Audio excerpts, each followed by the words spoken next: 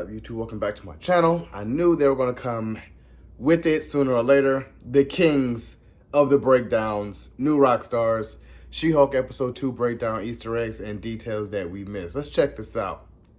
Welcome back to New Rockstars. I'm Jessica Clemens, aka the NR She-Hulk, here to break down episode 2 for you. The episode gets into Jen really planting her feet as She-Hulk, GLK&H, and how shady their structure is. But what I really love is we get into Emil Blonsky and his point of view to the Duel of Harlem and the beef between himself and Hulk. He's a great villain, but I love this point of view and I love him just so much. The last scene of this episode gave us our Lord and Savior, that is Wong. So let's get into this with some details that you might have missed. Titania is what's referred to as a super influencer, which is hilarious because the term super influencer actually exists for top tier digital influencers, which Titania absolutely is. She now has a Twitter account with her defacing She-Hulk posters as her header. Her bio says influencer, icon, global lifestyle brand. Where Kamala had her YouTube channel, maybe Titania is a vlogger, content creator, influencer. Honestly, she might just have clothing hauls and makeup tutorials. I mean, look at her. Those headshots, baby's a model or actress. We get different news outlets covering the mayhem that ensued that day at the courtroom. KPVK and KZYO both appeared in Ant-Man and Wasp, covering Ant-Man aka Giant Man in the FBI room of TVs. We have News Los Angeles Now that could be affiliated with KRXJ, Channel 6 News in Los Angeles. We last saw in Iron Man 3. They share the similar colors. The headline below reads this, which absolutely could be the case. This sort of messy Hollywood celebrity trope moment. Additionally, Giovanna Laura, John Gregory, and Rachel Brown each play the news anchors and are actual news anchors for ABC7's Eyewitness News in Los Angeles. We get our first eyewitness and reporter in the field. If this guy looks familiar to you, he's in Black Lightning playing the same character and objectifying a female superhero.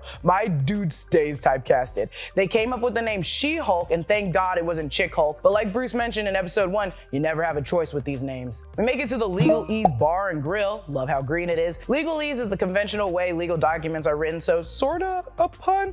Either way, this is where all the lawyers hang out and drink. We got the same sort of stylized sports bar in She-Hulk comics. Also, you know it's a bar of lawyers with all those justice scales. Nikki refers to Jen as Lady Hulk, She-Hulk, Girl Hulk, and in the comics, Jen has been called Chick Hulk and Girly Hulk before. With it came nothing but danger. Just don't get it twisted, you know what I'm saying? With this newfound She-Hulk courage, she enters the bar to cheers and applause, completely stepping past the hostess. It's okay, she didn't want to see you guys anyways. Also, the coffee supplies on the bar, hella cool. She's wearing a zip-up hoodie because she completely shredded her original blazer hulking out in the courtroom. The song playing is Celeste, Stop This Flame, truly because you ain't stopping She-Hulk now. Jen mentions hoping the name doesn't stick and being a derivative of the Hulk, which unfortunately is exactly how she got her name. They created She-Hulk from the success of Incredible Hulk, the TV series, and with the Bionic Woman being so popular, it seemed like a good idea. Marvel was afraid they'd introduce a female version of Hulk, so they decided to publish their own version. So if any movie made something similar, Marvel would own the rights. Kind of like Spider-Woman, it's just easier to trademark before, you know the phrase, they ask for permission before, sorry laters.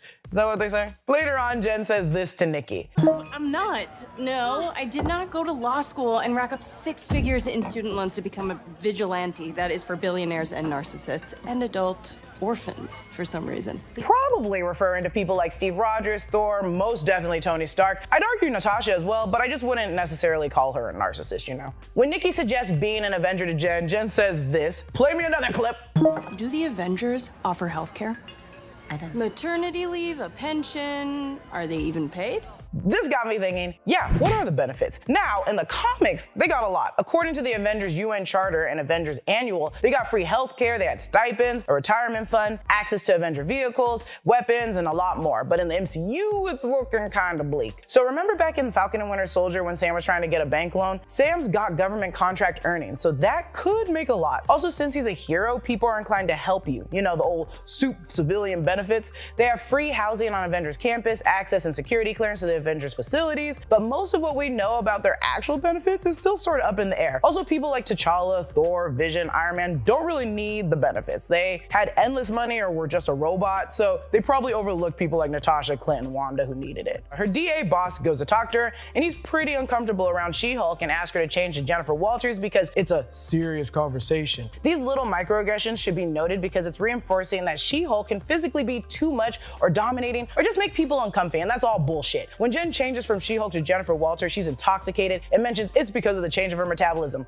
That is insane and dangerous. She literally can drink 30 bottles and get tipsy as She-Hulk, but if she turns into Jen, she'd be in the hospital? Insane, and also important to note. Our baby girl just got fired for being a liability in the 2004 comic run. It was the same exact thing. She and the Avengers saved everyone on Earth, which they concluded to be why the jury had a speedy verdict. If I had $1 for every time Hulks were seen as a liability, I'd be rich. Either way, it seems like a very thin line, easily crossed for any superhero lawyer. The show's title introduced a little over 5 minutes into the show, like other law shows, Better Call Saul, Ally McBeal. Law & Order sorta does the same thing, though it really opens with, in the criminal justice system, sexually based offenses are considered spatially heinous. In New York City, the dedicated detectives who investigate these vicious felonies are members of an elite squad known as the Special Victims Unit. These are their stories. Chunk, chunk. Also below where it says attorney at law, it changes to attorney for hire. Bruce refers to Jen as Fuzzball a lot, and in an interview with CNET with Tatiana Maslany, mentions Mark Ruffalo ad-libbed and called her Fuzzball because of her hair during a take, and it's stuck ever since. I think it's just really cute. Someone, please just call me Fuzzball. Quick, hurry, anyone.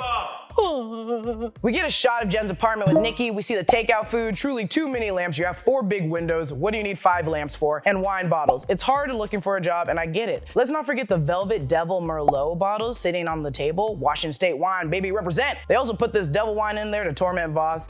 I ain't buying it. It ain't Mephisto. While looking for new jobs, Jen's on a site titled 10 Offbeat Jobs for a Fresh Start by Kyle Wendt. A lot of stuff to look at here. You can choose a subgenre, fun, movies, find Ant-Man, which is probably Where's Waldo style game, Cars, Norse mythology, probably in regards to Thor, Avengers, this is self-explanatory, Insanity, which the article is currently under, and World. The QR code leads you to the same one from episode 1 to the Marvel website. The actual recommended job on the site is to be a Swiss Village mascot. That town right there is called Bern in Switzerland. The coat of arms of Bern is also a flag with a bear on it. Their mascot is a bear, so hence why you'd be their bear mascot. Also, the city does resemble the city in Moon Knight, certainly if you remember. There's some German signage. It also fancies an alpine village. Also, from this shot of the actual arts district of the small town, compared to the shot in Moon Knight, they covered the Hungarian stores with German names, so this could be a little village in Bern. Just a possibility, but MT, I think you're right. Also, remember Bern 2000, the science conference where Tony hooked up with Maya, was also there. As an advertisement, don't miss out on these cool Iron Man 3s.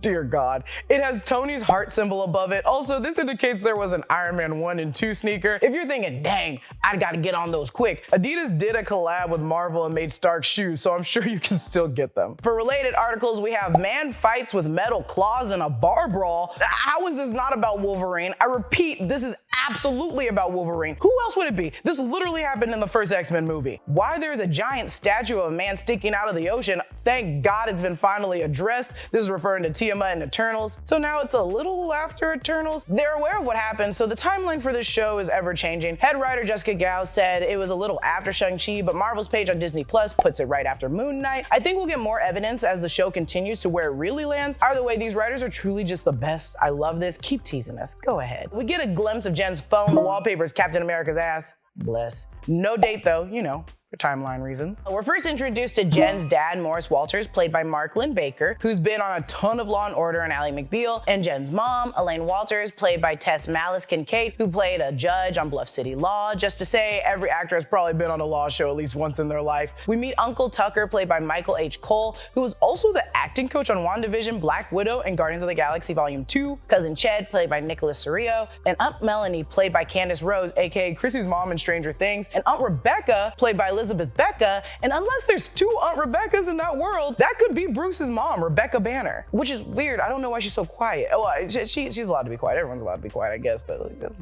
Bruce's mom. Let me paint a picture for you. You're a dude, you're watching She-Hulk, and you're thinking, what can I do to give myself a glow up without getting Hulk blood involved? Glad you asked. I've got an answer. It's Geology. Geology is a 13-time award-winning skincare company that creates simple, effective, personalized skincare products. See the link in today's video's description? Click that and take a 30-second quiz. Tell Geology about your skin, and their team of dermatologists will design a regimen just for you that ships directly to your door. Knock, knock. Who's there? It's Geology.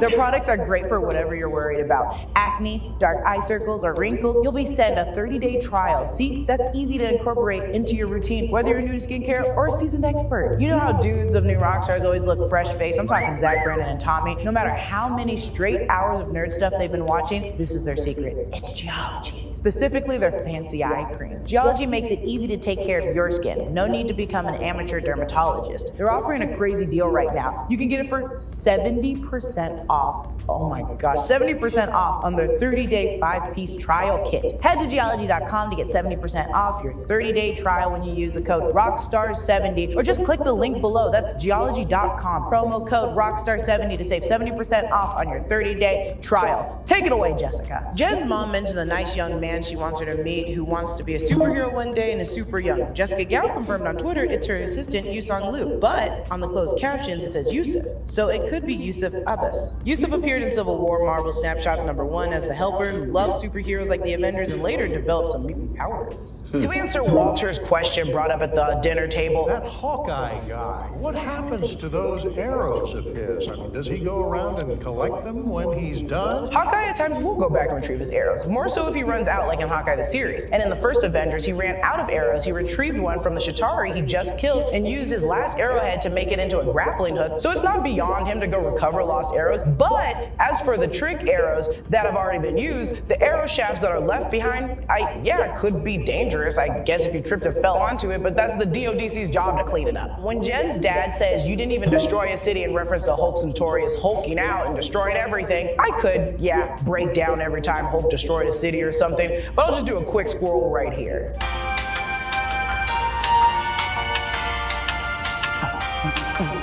The lawyer bar is playing Ally McBeal. Look at it.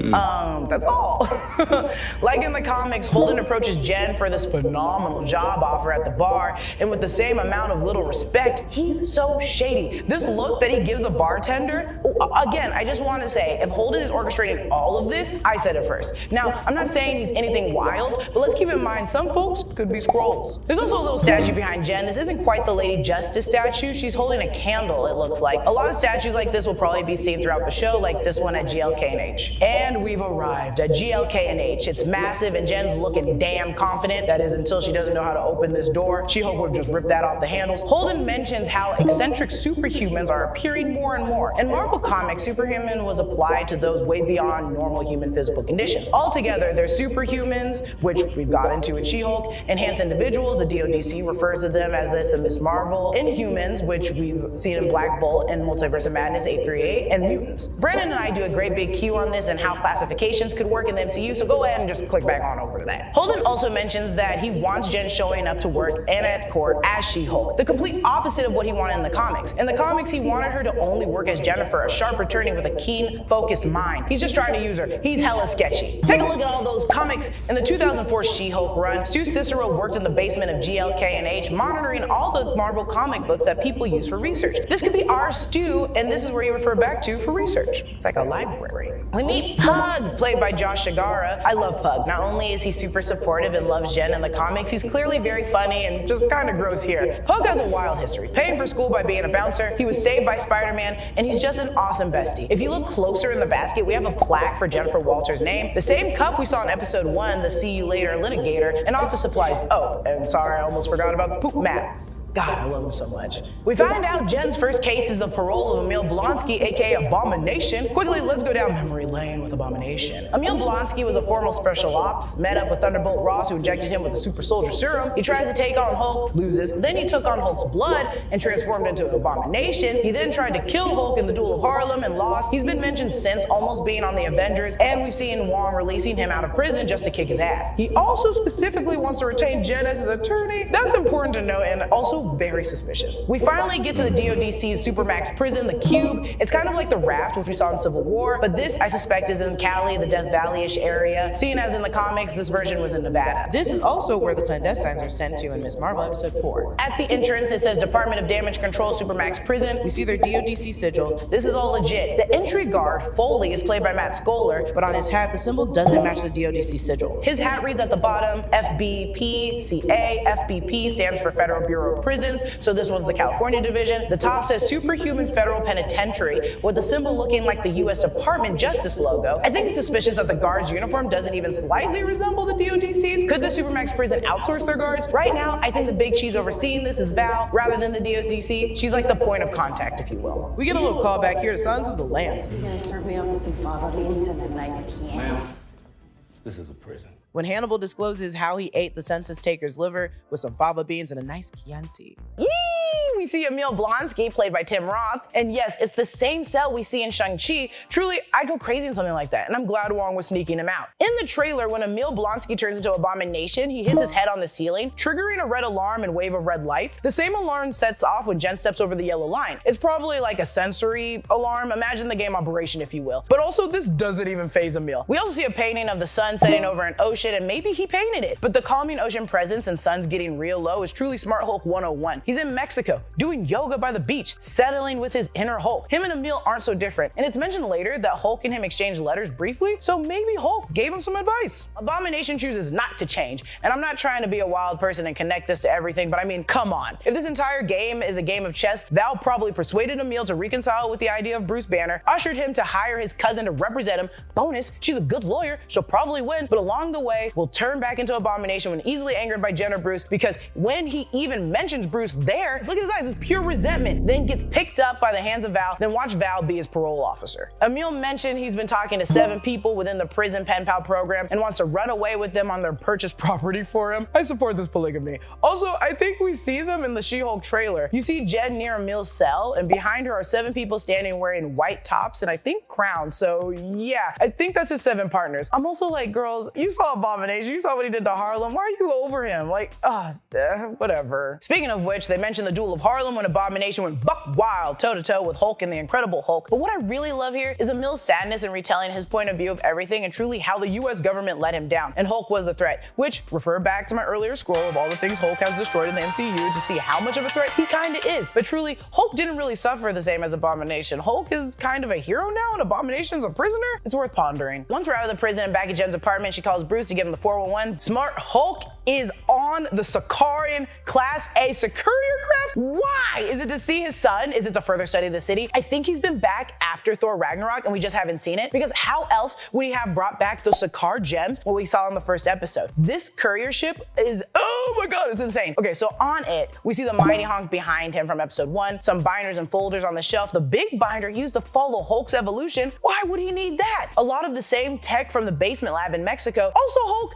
get your damn feet off the desk. You're a Hulk, not an animal. I also like the nod at Hulk saying he's a completely different person now. That fight was so many years ago, I'm a completely different person now. Yeah, you ain't Edward Norton fighting Emil, my dude. When we see the news, it's KDAJ Los Angeles News 10, who are the same people outside Jen's apartment in the trailer. Footage has been released of Abomination fighting Wong and Shang-Chi at the Golden Daggers Club. Maybe that night in particular was popular to record the fights, or because of the aftermath, someone released said footage. But this might have also been Wong and Abomination's first time fighting in the ring or in public if this just now got out. This time we close She-Hulk with her theme song, but we've got a few courtroom illustrations. We get Nikki and her drinking, we get the GLK and H Superhuman Law Division with her, Nikki, Pug, Holden, and who we know as Mallory Book, played by Renee Ellis Goldsberry, who was in Hamilton. Mallory and She-Hulk in the comics started to hate each other. Mallory just kinda sucked. She was mean and super disrespectful to She-Hulk all the time, and she was the best attorney until She-Hulk showed up. She-Hulk holding a fridge for her mom while she vacuums, and her dad pointing at a broken light, insinuating to fix it. The poop here diagram given to her by Pug with Nikki and She-Hulk. The mid-credit scene is Jen doing every bit of heavy lifting work for her dad, since Ched is absolutely incapable of helping. And that's everything that I spotted in the second episode of She-Hulk. Follow me on Instagram and Twitter at Lulu_Clemens. Follow New Rockstars. Subscribe to New Rockstars for more breakdowns of everything you love. Thanks for watching. Free Blonsky! Jessica does such a great job when it comes to breakdowns. She's very, very, very entertaining, and I love that Eric Voss and New Rockstars are giving her a lot more breakdowns, because she definitely nails it. Like, she keeps me entertained, she keeps smiling, keeps me happy. I love it. Now, everything that we saw in this breakdown, the one thing I can't get over is Wolverine. Like, I see they reference the very first X-Men with the bar fight, and I'm trying to think, is that going to be some type of like stepping stone or point of reference when it comes to when they introduce Wolverine? Now, can't wait to see who's going to be playing Wolverine, or is Hugh Jackman Wolverine in another universe? Who knows? But that's why I sit there and tell myself, I love these breakdowns and Easter eggs, because it points out everything that we need to know about the episode, and all the references. I'm versed in Marvel, but not Marvel comics. And I sit there and tell myself, people like MT, who's behind the scenes working, on these breakdowns, so they can spot and point out every little reference that's in here. I love it. Subscribe to New Rockstars. They are on it. So, you guys enjoyed my reaction to She-Hulk episode breakdown, Easter eggs, and details and everything that we miss. Subscribe to my channel. Post comment down below. Like the video. It's your boy, D. Dyson. Peace.